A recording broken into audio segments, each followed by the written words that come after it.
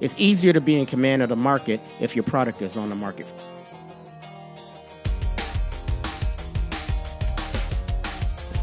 Devices like RCA's Selectavision required a needle to convert data back into audio and video.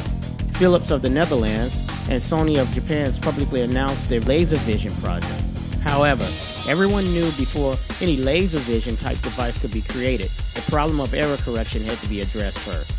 This episode will explore the development of the compact disc and the video disc system.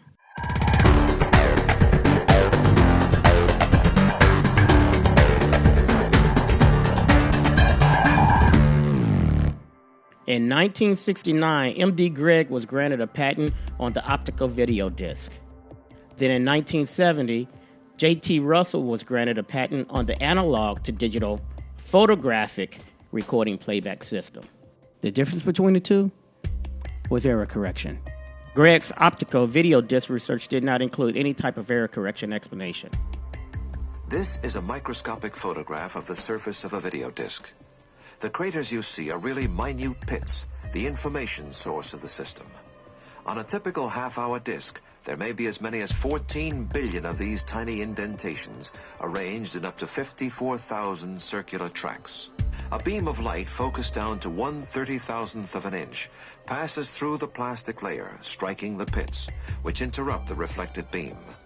This on-off reflected beam is then translated into electronic impulses. Each of the 54,000 circular tracks is equivalent to one television frame, making it possible to have as many as 54,000 individual pictures on one side of the MCA video disc. And when the optical reader head is programmed to play the same track over and over again, a freeze frame results. However, since there is no physical contact, only a low-powered light beam bouncing off the surface, the disc can be held in the freeze frame mode for as long as you wish without any harm whatsoever to the disc. The 1000th play will be just as clean, bright, and sharp as the first play.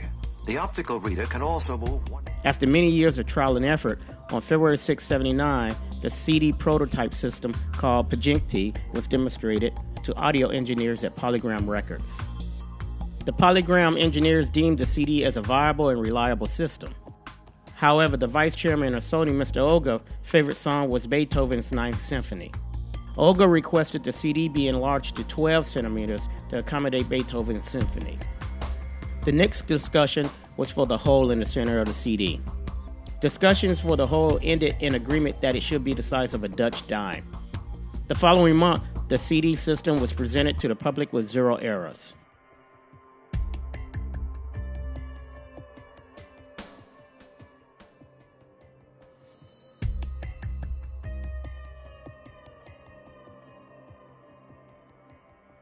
In 1992, Sony released the MiniDisc. The MiniDisc format recorded sounds equal to compact discs. They also publicly launched the compact disc interactive format. In response, Commodore Computer Company released the CD-TV, or Commodore Dynamic Total Vision System. CD-TV was considered the first home entertainment system that supported compact disc interactive format. But the CD-TV was actually a fully functional computer and was compatible with music CDs, CD-V, CD-ROM, external floppy disk drive, and MIDI support. In 1993, Todd Rundgren released the first interactive music CD. The interactive CD gave listeners hundreds of variations to customize the audio-video experience. Unlike the RCA JVC CED analog format, the CD was a binary digital format.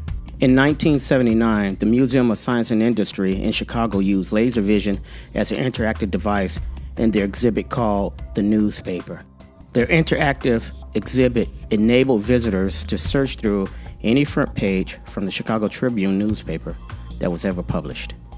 The first Laserdisc release was Steven Spielberg's Jaws. Many research groups with global influence were coming up with various HD formats. Due to this, in 1990, the FCC standardized HD from 1035p to 1080 and 720p.